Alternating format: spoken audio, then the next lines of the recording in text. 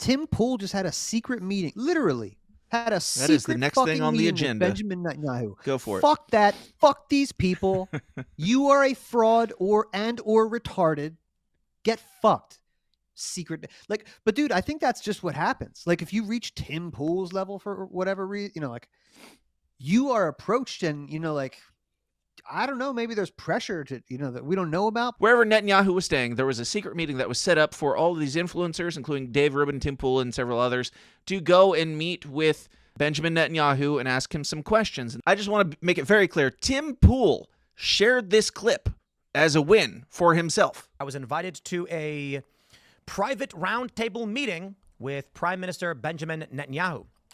It was under what's called Chatham House rules. For those that are not familiar, this means that you cannot reveal anybody who attended, nor attribute anything to any one individual, as they can deny it, and they would. If somebody asked you, we want you to go to the White House to interview or to ask Benjamin Netanyahu questions, it's a private thing. You won't be able to share anything.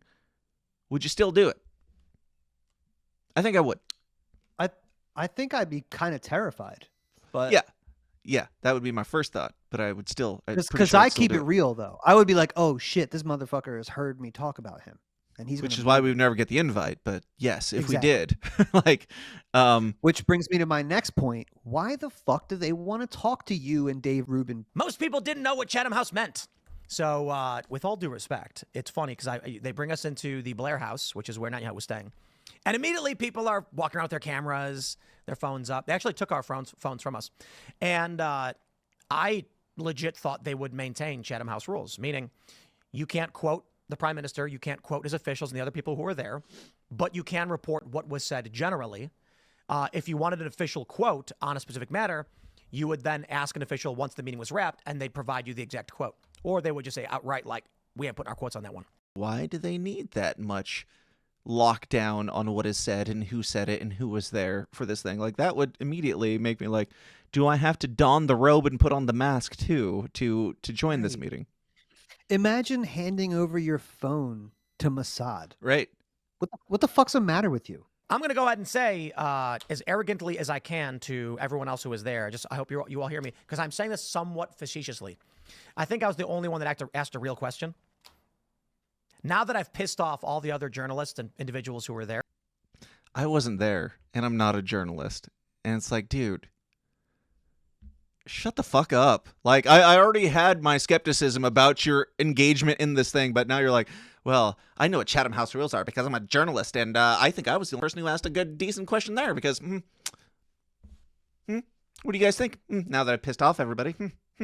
Like, dude, shut up. Nobody cares. The line between independent journalism and mainstream media gap is closing, like, rapidly, and it's like, we've got, I looked through, like, Timcast's, like, last couple days, and it's like, the stock market is tanking because Trump's trade war with China. And then it's like, the stock market is great because of Trump's trade war with China. And also, I'm going to private meetings with Israel. It's like, you sound like CNN just with a different hat on. Talk about his super big brain question.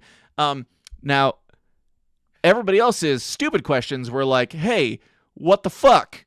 Like, why are you bombing the shit out of Gaza? Like, really legit questions. And he'll he'll make fun of those a little bit, and then he'll go on to his very smart question.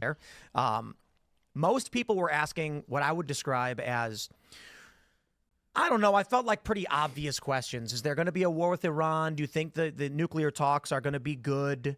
That Trump is going to be talking with you? Will it work out for you? What's the concern? The most important stuff. What's going on with your prime ministership or whatever? And you get these answers that I really felt like you could have just got off Fox News. Now, his big brain question, and also pay really close attention to the substantial payoff that he set this all up for. I said there has been a report released from pro-Israel sources alleging Qatar is funding bots and operations to promote anti-Israel content. Is there any evidence that's true? And he said, I don't know. It's possible. That's what happened. I don't know. It's possible. So, okay. So all these other dimwit journalists, he's dogging on independent journalists who are finally being allowed into the White House. He's dogging on them because they don't know what this journalism thing is. They don't know about that one rule where if they say that password, you have to keep your mouth shut about everything. And they didn't know that. Those stupid journalists, they asked the stupid questions like, why are you bombing the shit out of people? And then they got stupid answers that anybody could get off the internet. So I asked him, what do you think about some people are saying that Qatar is, sponsoring the anti-Israel message? What do you think about that? And he said, it's possible. Good job, Tim Pool. That's the big journalism. We just watched You're the 3.5 media minutes now. of you setting up how you're the biggest, smartest brain in the room, and you got, Great.